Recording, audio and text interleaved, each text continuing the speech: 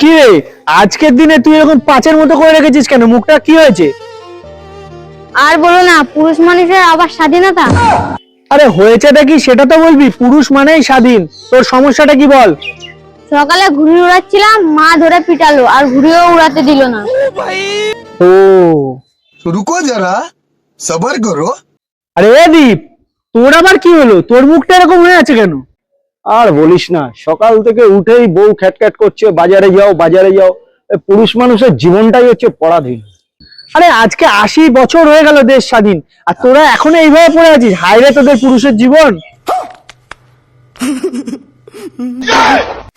আরে দীপক দা, আপনার মন খারাপ কেন? আপনার তো বউও নেই, আপনার তো মাও নেই, তাহলে? আরে কি বলছো? আমার মেয়ে আছে তো।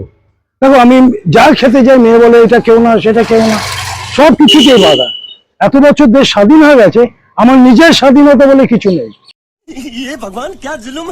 সব পুরুষকে গোলাবেন না দীপক দা। আজকে 3টে গার্লফ্রেন্ড নিয়ে আমি ঘুরতে যাচ্ছি, 3টে গার্লফ্রেন্ড। এটাই হচ্ছে পুরুষের স্বাধীনতা। কেউ কাউকে কিচ্ছু বলে না। 2 মিনিট দাঁড়ান, এক্ষুনি দেখতে পাবেন। भाई यहाँ पे क्या हो रहा भाई।